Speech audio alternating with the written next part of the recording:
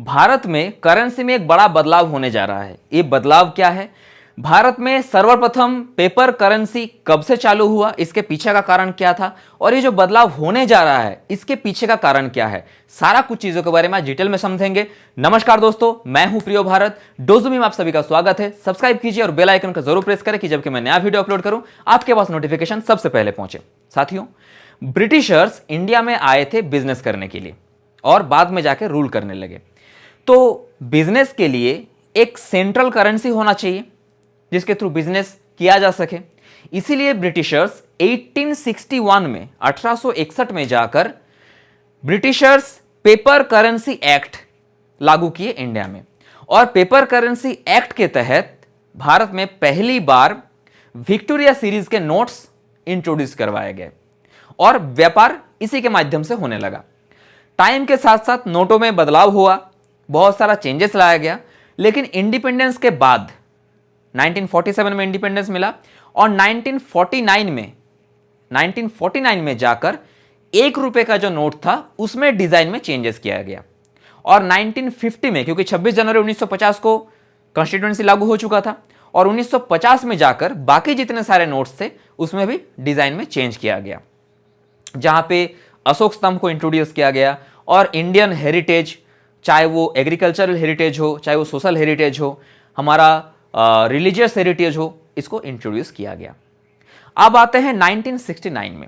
1969 में जाकर सर्वप्रथम नोटों के ऊपर गांधी जी की फोटो जो है वो पोर्ट्रेट किया गया, लेकिन सारे नोटों पे ये फोटो नहीं था। कुछ करेंसी के ऊपर ये फोटो था जो कि एक सिटिंग पोस्चर में फोटो था, जो आप स्क्रीन पे देख पा रहे हैं। ये फोटो इंट्रोड्यूस करवाया गया था। अब आते हैं 1996 में।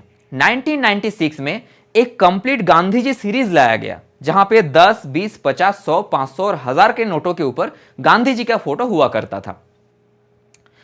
अब ये तो हो गया पेपर करेंसी की बात।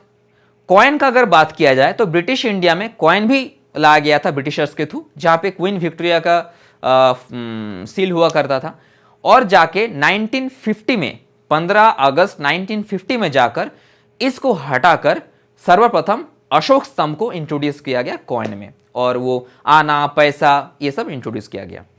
अब आते हैं करंट सिनेरियो में। 2017 में कोलकाता हाईकोर्ट में पृथ्वेश दासगुप्ता द्वारा एक पीआईएल, एक पब्लिक इंटरेस्ट लिटिगेशन जारी किया गया, एक फाइल किया गया, पीआईएल फाइल किया गया, और इस पीआईएल का कहना यही था कि इंडिया के इंडिपेंडेंस के पीछे नेहरू जी और गांधी जी का भूमिका अहम है, महत्वपूर्ण है, लेकिन इसका मतलब कहीं यह नहीं है कि अन्य जितने सारे फ्रीडम फाइटर्स हैं उनका भूमिका कहीं कम है।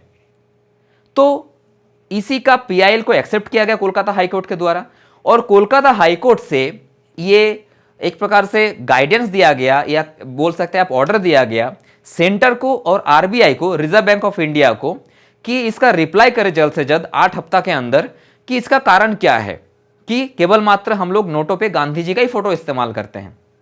तो इसके बाद कार्रवाई शुरू हुआ।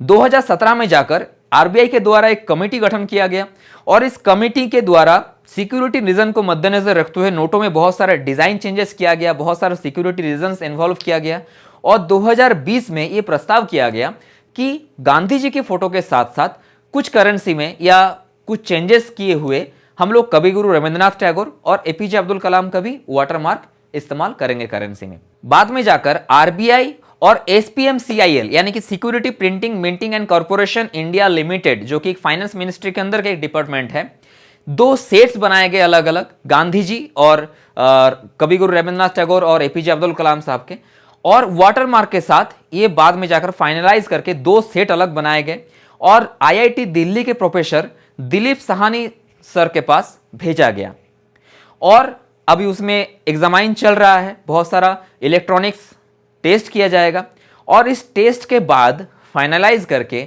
बहुत जल्द हम लोग देख पाएंगे कि गांधी जी के साथ, ऐसा नहीं कि गांधी जी का फोटो हटा दिया जाएगा, लेकिन कुछ कुछ नोट्स में या फिर एक ही साथ कुछ डिजाइन में चेंजेस किए हुए गांधी जी के साथ साथ टैगोर साहब, कविगुरु रविंद्रनाथ टैगोर और डॉक्टर एपीजे अब्दुल कलाम के भी फोटो वाटरमार्क किया जा सकता है।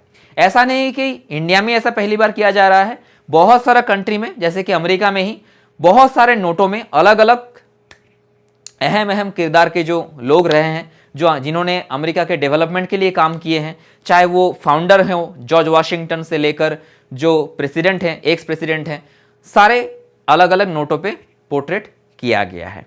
देखते हैं कितना जल्दी ये नए नोट्स इंट्रोड्यूस किया जाता है। आप कमेंट करके ज़रूर बताइए कि ये स्टेप्स कितना फॉरवर्डेड है, कितना आपको अच्छा लगा ये स्टेप्स, कमेंट करके आप ज़रूर बताइए। मिलते हैं फिर एक नए वीडियो में, अपना ध्यान रखें। जय हिंद, जय भारत।